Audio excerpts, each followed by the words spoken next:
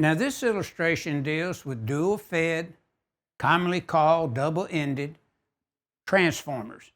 Now notice in the illustration at the very top, we have a common feed coming in, but it's dual-ended, dual-fed to those two transformers. Then we would use a grounding electrode common that would be connected between those two transformers, and they would be connected to ground. And it would have to be large enough to take care of the KC mil ratings of the transformer. Now, notice that the single system bonding jumper that you see there is 250.30A1 exception number 1.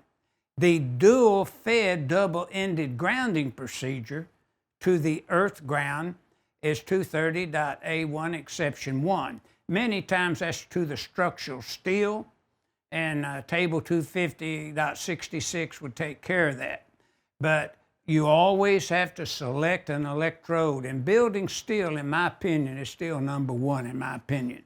But they want you to look at the water pipe to determine, is it an electrode system or not? And does it need to be bonded in, or is it common all the way and we don't have any breaks in it and so forth?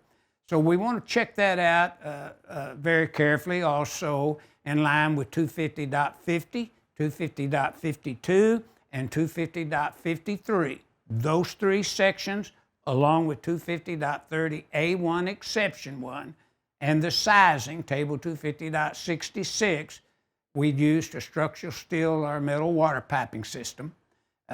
Or you'd go to 250.66 A, B, or C in compliance now with what the authority having jurisdiction would allow us to do in accordance with 90.4 and the definition of the authority having jurisdiction in Article 100 and 90.4.